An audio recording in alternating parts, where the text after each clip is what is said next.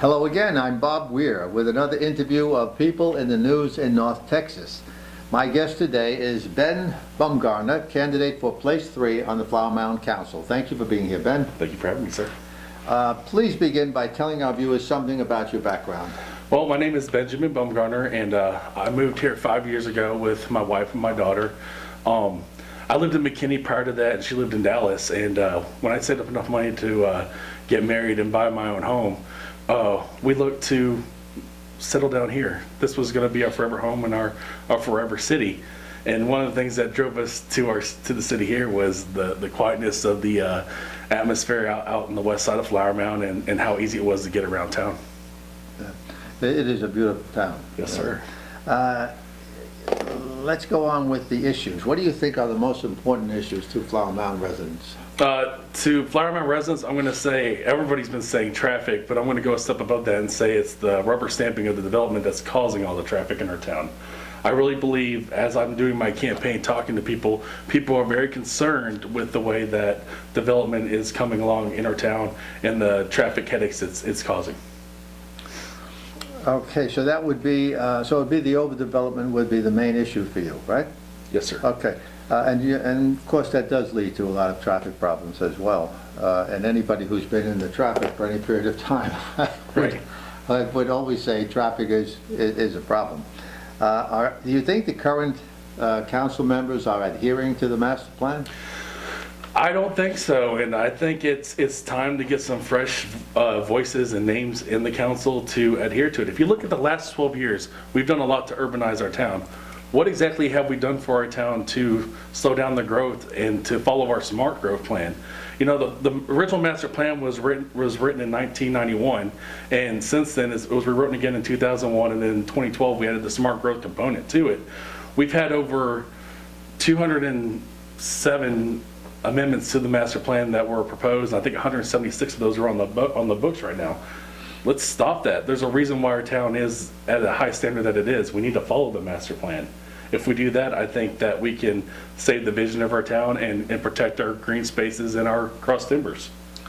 So what would you say are some of the reasons for changing the master plan or you know, zoning, or what would cause that to happen? I can understand that whenever we sit down and start doing business with people, that they want to, you know, there's give and take on the business side of things. But that being said, we need to really tell these people no, that we're not going to, you know, flex up front on these issues on the master plan.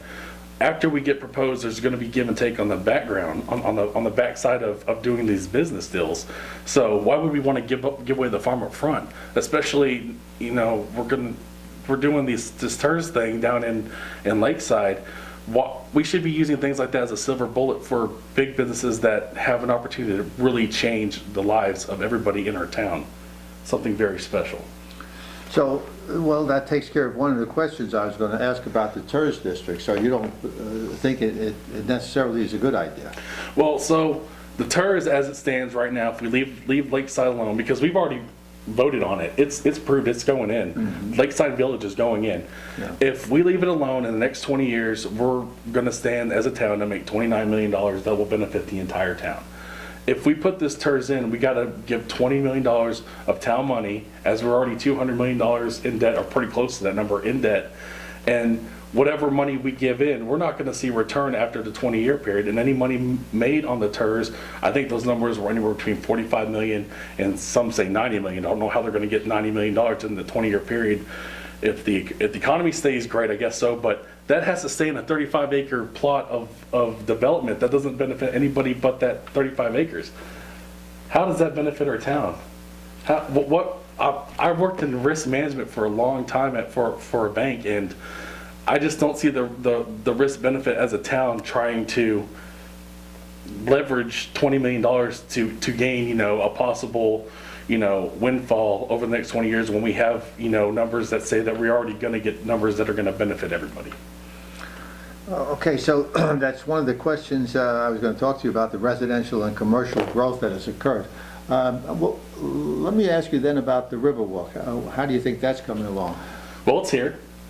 It's going slow. a lot of people want to say, everybody on social media says it's a failure or it's a success. I think it's too early to tell. I think there's some things there that need to get sorted out with the town and town staff that can make it a very beneficial place for our town. It's going to be very beautiful once it's fully realized, the dream of it. I think that when the businesses finally get in, I think there'll be a benefit to our town, to our people. I just think at this time, I think it's too early to call it a failure or success. Yeah.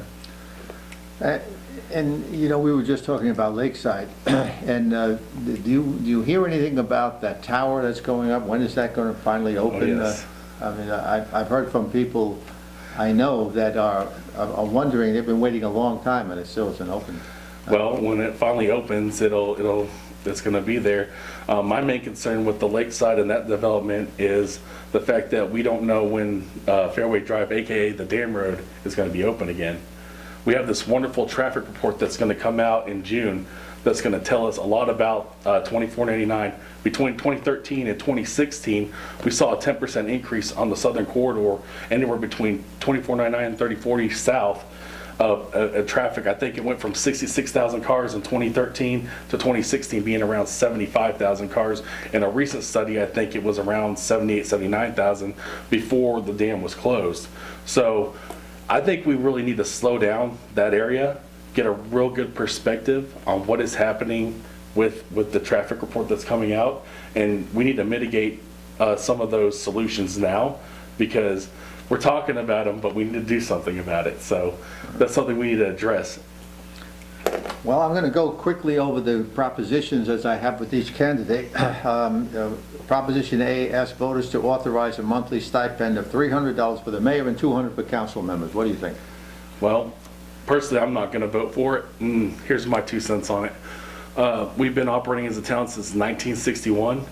We've been operating as a volunteer, elected official since 1961. Never had an issue until now.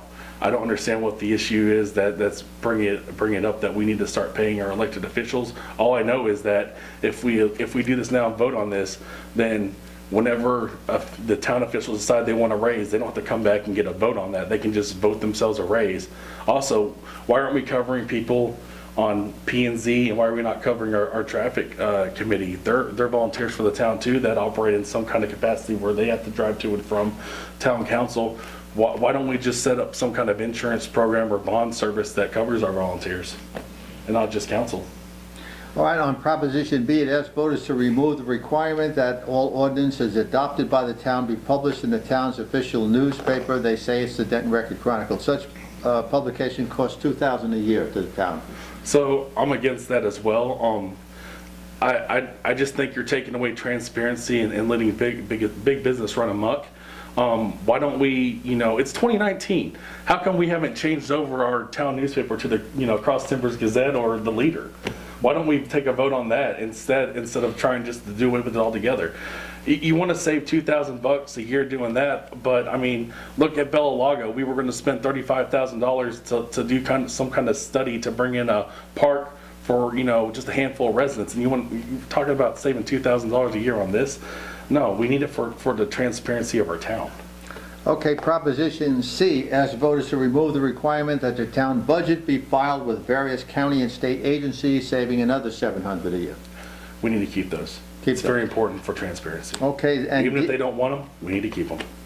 And D, asks voters to allow transfer of funds between departments without the need for a budget amendment each time, apparently a reduction in red tape. Red tape needs to be there. Okay. Again. Right. That's just the way it's proposed. Right. Okay, so what I'm going to say now is anything you'd like to add? Well, thank you so much for taking the time to talk to me today, and please come out and vote. It's very important that this election cycle that we get as many people as we can. It doesn't matter if you support me or my opponent. We have 40,000 registered voters in this town, and we're probably going to see about 3,500. Please use your voice, come and vote, and I'll see you on election day. And I also want to mention that I will be moderating the town council debate again this year, and it'll be at the new town hall. It'll be April 11th, and that'll be from 7 to 8:30 p.m. And I want to thank you very much for being here, Ben, and good luck in the election. Thank you, sir. Thank you for having me. Thank you, and thank you for watching.